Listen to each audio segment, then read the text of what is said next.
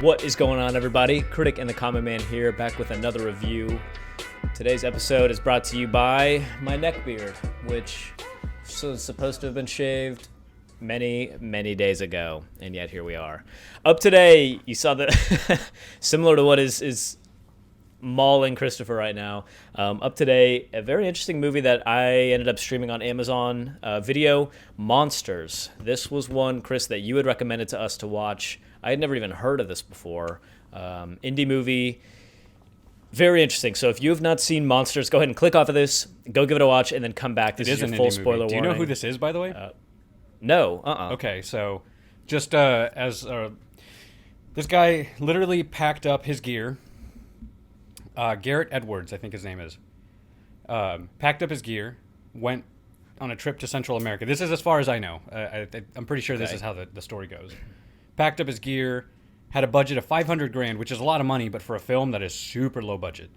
Right. That like pretty much covers the cost of like travel and then paying your actors and some gear and stuff.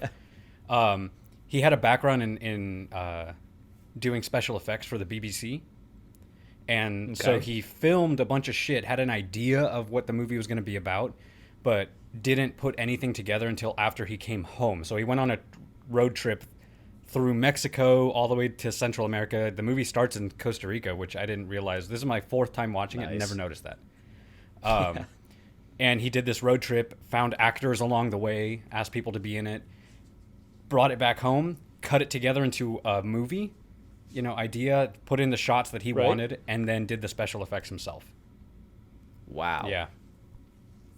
And, wow. The whole point of that, the next movie he did, Godzilla. Are you serious? Yeah, and then the movie after that, Rogue One. Damn. Yeah. Okay, whoa. I didn't even realize that's who we were dealing with this here. is the guy who directed Rogue One, yeah. All right, this guy's got some chops, for sure. That blows my mind because one of the first things that popped out at me was the acting in this was actually very, very well done. Yeah. Like, those characters were totally convincing. So the fact that he just found these people essentially along the way is kind of insane. Yeah. I saw that Calder, he was there as a photographer, kind of a documentarian. What was Sam's character doing down there? You don't really find out. Okay, they don't really say. No. She got injured somehow. You don't like. Well, I don't and it think was you her ever really dad's. Her dad owned the company that he was photographing for, Yes. right? Yeah. Most underrated actor in this whole movie, man. I looked up his name because I was impressed. Mario Zuniga Benavides, who was the ticket booth guy. Yes. Sorry, my bad. No. Dude. I said the same thing to Miranda when we were watching it. I was like, they got really lucky hiring that guy because that dude was a good the actor. most convincing acting ever. Like, I completely bought that dude had been a ticket booth guy forever. Yep. He's like, yeah, it's expensive. They're like, no, listen, we don't have that. He's like, not my problem. Yeah. You want to go through the infected zone? Go ahead. Yeah, and right after, I felt when they were haggling tequila shots, and and she was the price is 3 tequila shots, and he's like, no, I can't do it for any less than 5. It was just no, only 5. She's like, how about 2.5? He's like, no, Yeah. firm at 5. Yeah, I felt that stress. I felt the anxiety that they would have as foreigners, not really knowing where they are or how to get back. We're totally jumping around. Let's I know. We're all over the place on this one. Let's talk about the story of this because it's pretty creative. Sort of, they call it monsters. They could have called it aliens. They could have called it creatures. I mean, these things are weird. They looked otherworldly, but they never really talk about their origin. You're sort of just thrown into this world where there's this infected zone between Mexico and the United States, and in which there are these creatures that are living. Were those supposed to be their eggs in the trees flickering? Yeah. Oh, man. So they would just be burning down those forests like crazy, probably. Yeah. If that were the case. So at the beginning of the movie, it does discuss that these things came from space. It gives you like 3 or 4 slides of text that you read. One of the slides says that NASA found evidence of life in our solar system, sent a rover, and brought back some of it, but it crashed on re-entry and landed in between the U.S. and Mexico, and the life just kind of got out. So there you go. Important note that I'm so bad about that, man. Like those immediate slides that set up. I personally, I don't like that. I think that's kind of lazy writing to kind of like. I hate when Star Wars does that. I don't like that stuff. Right. Like if anything, Lord of the Rings teaches you that you can set up a premise in a few minutes and have an entire generation of history done. It's true. It does seem like it's better when they even if it's just even if it's just a couple minutes of dialogue and some theatrical versions of what's going on. It does kind of help if they set it up. It would have been nice, and again, this is an indie film. This is not some huge budget. It would have been nice if they'd kind of showed this, some people in the NASA office saying, yep, we've got the sample. We don't know what it is, but we believe this is showing signs of life. We can't quite examine it. And then all of a sudden, we're losing it. The rocket starts to go off course and then it crashes. It's just it goes into like the budget and like how would you create a setting that looks like that? Would you have an office or would you have some like giant? I think it just took away from the time that he had. I think the entire movie filming was only like a couple weeks. So speaking of that, I have some issues not with this movie at all, but with other movies. In the sense that how was this movie with such a small budget able to have the quality of CGI that they did? Because I couldn't help but feel like, I know we didn't see a ton of the monsters, and I know that that's going to rub some people the wrong way. It's kind of the Cloverfield thing where they tease you a little bit, and you get them at the end, you get the monsters at the end, but for a majority of that movie, you don't see them a lot. But when you do, the quality of them was actually pretty impressive. Yeah, especially when it was done by one person with like very little, no real special effects experience. It was just stuff he did for the BBC. They're not asking for monster movie quality stuff. They're asking like, hey, can you move this sign out of there? Things like that. Like. Right, so how the hell is this dude single-handedly able to set up the CGI in this movie, and yet massive studios struggle to do stuff like this? He taught himself. He literally watched tutorials and used Adobe, just like the same stuff I used to edit our videos and stuff. He just used that, created the model for the monster, and then I think that coupled with the fact that like when you do see them, it's nighttime, they're silhouetted. He was able to hide them while still show them, and it gave it a very kind of, the whole film just feels very documentary-esque, and even though it's not like found footage style, it still feels like a documentary, like you're just kind of along for the ride with these people, I should say. So I don't know, I think that he got lucky in the way he presented the film and the end product, that he was able to kind of, but then again, there are shots where like he knew what he was putting in, because I don't know if you noticed, but there's like tanks that were CGI that weren't in there. Like I did. I did at the beginning. Like you can tell that they're not real, but they're still pretty good. Pretty damn good. The jets flying across, and like that's stuff that like he would be like, okay, I need the camera to pan up this way. There's going to be jets flying. I need you guys to react like you're looking like, oh wow, look at all the jets. And then he goes in and puts them in later, but that's all stuff that he had to think about while he's just on this road trip through the Central America. And it's just, I don't know, I'm really impressed with what he did with such a low budget and the whole movie itself. I think the main theme for why this movie was so good really boils down to just the quality of all the particular aspects in it. There's been a lot of indie films that are decent, a lot of indie films that we have not liked. There's been a lot of big ticket, big studio films that are good and bad, but he hit all the points. The acting from all the main actors, and then not the, what do you call it, like the secondary actors, the supporting actors and actresses were all very good in this too. The families that they interact with, and the Hispanic woman who gives them food and sends them on their way, this ticket salesman who's completely convincing, these men that they are talking to around the campfire, and they're having very realistic conversations. It just feels real. The whole movie feels real. Every interaction feels very genuine. Real. Very real. Yeah. The idea of, the United States not just necessarily just completely being overrun by these things. Yeah. It was interesting to see how people were still living even though these creatures were in this area. It wasn't like it had turned into War of the Worlds where, we're trying to reach California and no one's alive there. The whole world is gone. No, they even talk about it. We can call our families. We can go back to our normal suburban lives, and the United States military or government will kind of keep these creatures at bay, which clearly they're struggling with because at the end of the movie they were flooding into the country and they were having to evacuate. I want to say it before you say it because I want to be the one that gets to sound smart. I feel like this movie very much had some political themes to it, very much talking about the journey into the United States and the challenges that are faced by the people who try to do that. I said it first, so I get all the credit for that Absolutely. idea. No one's ever Sure. thought of that before. Yeah. That's a completely unique thought. Didn't read that online. Just absolutely Yeah, came it's up with that on my own. I mean, the title itself kind of alludes to, you think when you're watching it like, oh, it's a monster movie, but the fact that there aren't really that many monsters in it. And when you do see them for the first time, really see them, they're mating. They're not doing anything destructive. Were they fucking? What was going on Yeah, there? they were totally mating. Were... I don't know if you caught it. And again, I've seen this movie a few times, so I kind of catch things.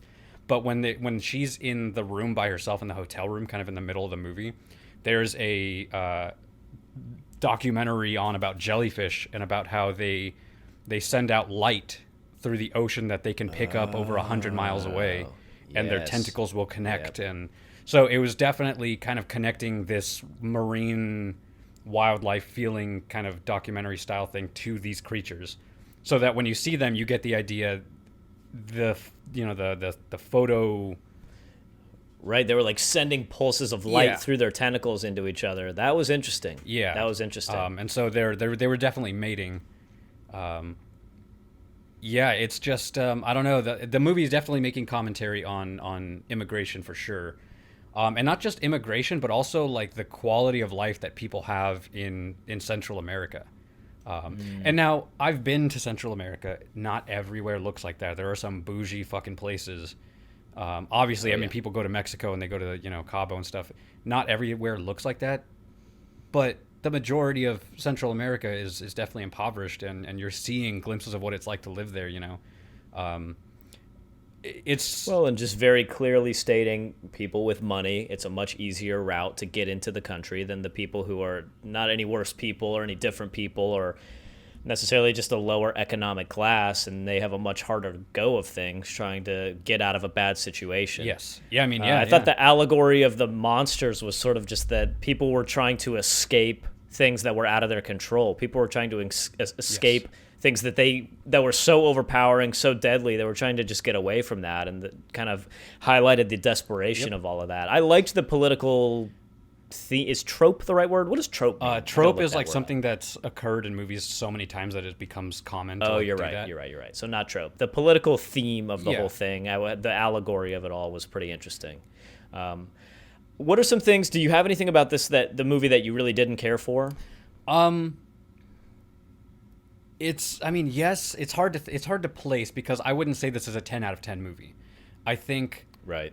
the movie just has a lot of things going for it that I kind of see past some of the mistakes. Like his use of, hey buddy, that lightsaber will cut you.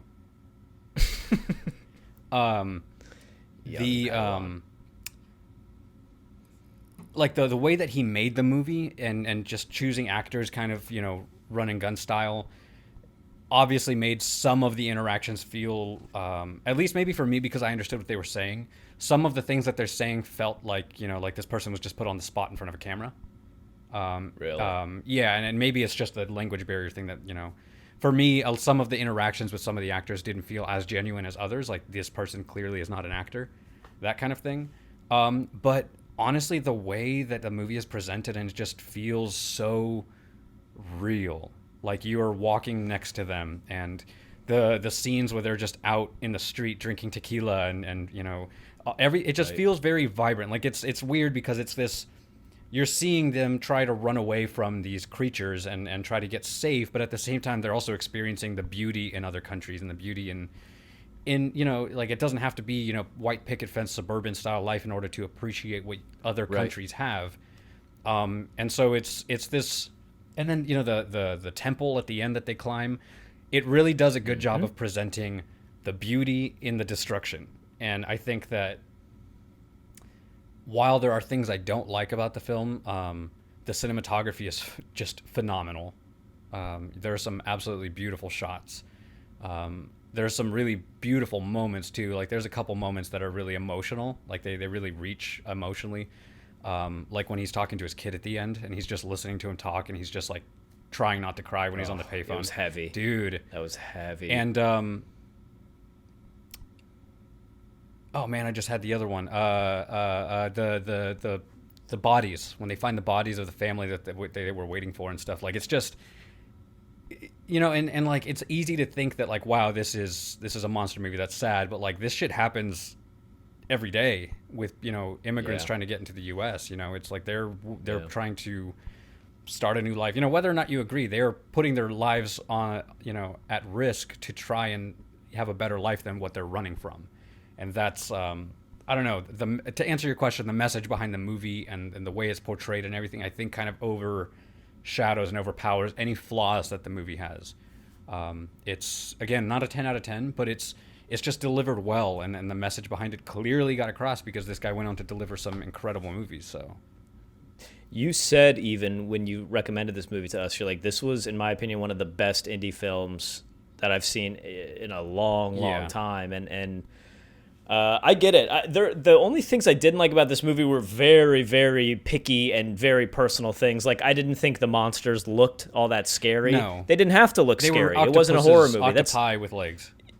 Yeah, and the way they kind of floated, I thought it would have been a little scarier to I don't know, maybe, make them look a little more aggressive and stuff. But again, the tentacles didn't animate correctly, like they were like wiggly instead of flowing. Yeah, and not a real flaw. That's just a personal thing. Like, it's not even necessarily a horror movie. Mm-hmm. The message that goes on, it's almost more of a suspense kind of adventure action movie kind of thing. But just a personal thing. And I totally get, like, if anybody out there saying, oh, the monsters didn't have to look that scary, blah, blah, blah, I get it. I completely agree. I'm just a personal thing. They didn't quite have that look to me, that they could have maybe looked a little more intense. 100% agree. Although the glowing was really cool.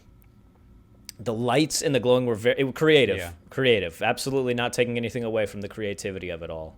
I would have liked to have seen the relationship between what's the guy's name? Calder. Mm-hmm. Calder and Sam. I would have liked to have seen that develop a little bit more, a little bit sooner. Yes, I agree. I kind of could have seen that go. I mean, you get it. You kind of can tell what's going on. I'm really reaching for these. Clearly, I enjoyed the movie. These flaws are basically nothing. Mm-hmm. I do think that the relationship between them kind of came out of nowhere, because you can see like the way he looks at her and stuff. One of the first times, like when they're on the bus or on the train, I should say, he notices she's wearing a wedding ring. And he just kind of looks at it. So like it kind of sends the message that he finds her attractive, but he's kind of making the note like, oh, she's off limits. But their relationship does develop. I think that it could have been, I think one more scene with a little more flirting would have just solidified it for me. But even so, the way it's presented still comes across as genuine, like an attraction that just kind of bloomed out of this traveling together. It doesn't feel, it just feels slightly rushed, but not enough for me to feel like it's not real, if that makes sense.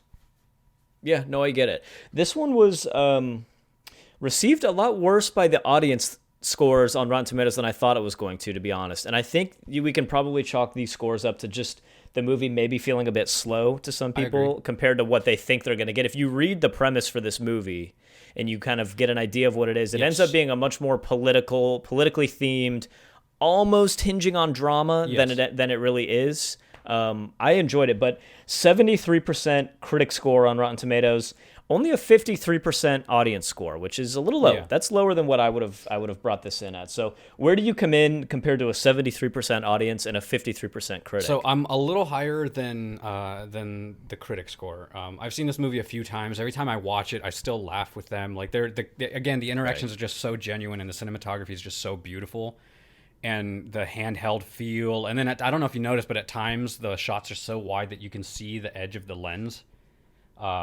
So you can actually see like a vignette around. And I don't know if that was intentional or if that was a lens that they used that needed an adapter, so the lens was actually seeing part of the adapter. I don't know. It could have been added in After Effects to kind of give it a more documentary style feel. Whatever the case, it kind of gives it a charming feel to it.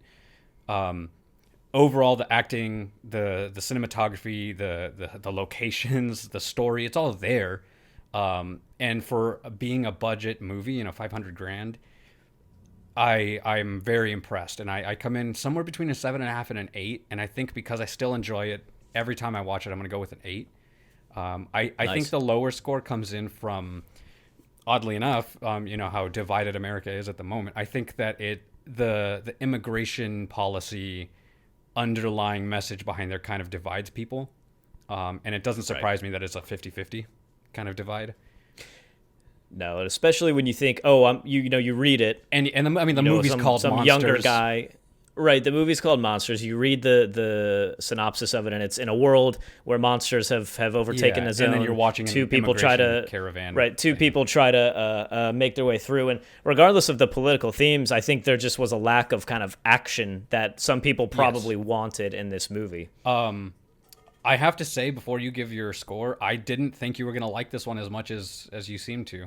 I thought you were going to be one of the ones that said, like, oh, the movie's called Monsters, and I didn't really see any monsters. I thought you were going to come in and say that. Dude, no. I mean, but we did see the monsters. It wasn't. I mean, don't get me wrong. It wasn't like I wouldn't call this an action movie. I would call it maybe an adventure drama, if that's even the thing, like an adventure drama movie. Yeah. But dude, I mean, there's not really a whole lot to not like. I get that maybe, especially a younger audience watching this thinking, like, I could see myself trying this when I was 16, and something, and just being sitting around, wanting to watch something on Netflix or whatever, and this happens to be there, and I'm like, oh, hell yeah. And then afterwards going, damn, that was kind of boring. But I think if you can appreciate the political themes that go on in this, and you can appreciate the acting from the characters and everything that happens here, and the scenery, half of the stuff was gorgeous that they were walking through, or just immense. Even the parts where you're seeing the poverty has a beauty to it.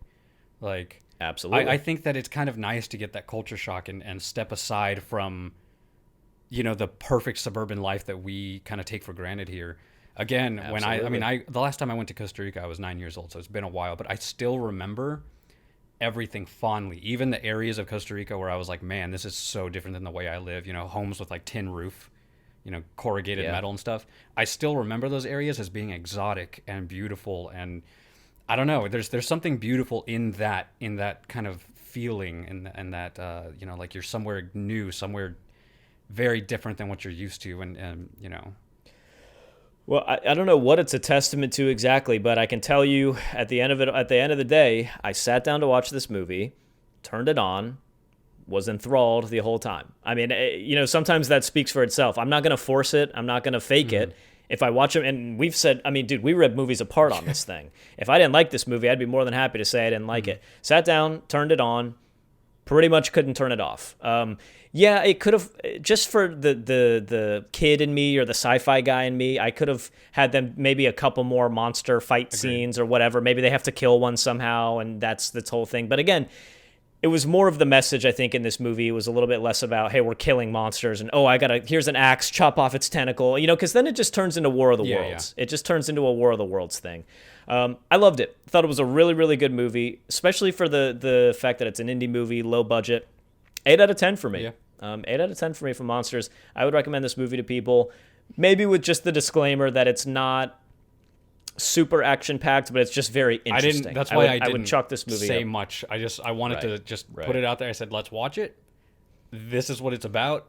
It's an indie movie. That's pretty much where I left it. I said, I really like it. Let's see what you think. I didn't want to tell you too much about, if there was action or whatever, I wanted you to come out of that with like a genuine reaction. I'm glad you liked it. I liked it a lot. Yeah, I liked it a lot. It was, I don't know, the setup of the whole thing where they're living in a world where monsters exist, but there's not necessarily pandemonium. Yeah. It's like the monsters are secluded to this area. Life goes on in the United States. Life's going on in Central America. It was just an interesting setup. It kind of has like just a District 9 feel where like everybody just kind of That's the movie. I didn't want to say it because I was like, district area. What is it has a District 9 mixed with maybe like a War of the Worlds feel. 100%. Yeah. It's just like this is our life. There's aliens here, and like you want some corn on the cob? We're still selling it. Like, yeah. Also, her pronunciation in Spanish was pretty much impeccably it was just perfect. It was kind of blowing me away that like her Spanish was so good. There were at times she would say the wrong word, but I was very good for you. Whatever the actress's name is, just her pronunciation. Yeah, props to her. Props to her. All right, that's it then, man. So 8's all around. 8 from the Critic, 8 from the Comment Man on this one. So let us know what you guys think in the comments down below. Monsters. You can rent this one on Amazon Video. I think it's only like $3 or something to rent right now, $3 or $4. This was a 2010 movie. Let us know what you guys think of this one. If it's been a while since you watched this, but you've seen it before and you saw this review, so you wanted to check, go watch it again. Let us know if it's still a good movie to you the second time or third time or fourth time, depending on how many times you've watched this one. You can always jump on over to our Instagram. That's it for today, Chris. I forgot to get a current event for us today, so this is going to be a short review. Monsters. You got anything else for this one? Oh, what do you got? So NASA found evidence of life, and they're bringing a rover, but it looks like it's about to crash. Somewhere they're guessing it's going to land somewhere between Mexico and the U.S. Somewhere in Central America. Yeah. Oh my God.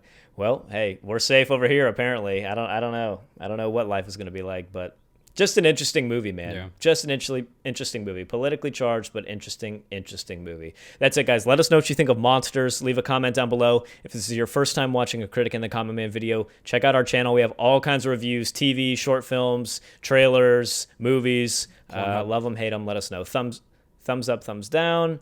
What else, Chris? CriticandTheCommonMan.com. You can see all of our rankings for every movie or TV show we've ever done on here. You can sort them, see what you think, see how you stack up. Bop 'em. Other than that, Chris, you got anything else for Monsters? Twist 'em, pull 'em, bop 'em. Bop 'em. That's it, guys. Critic and the Common Man, we are out of here. Peace.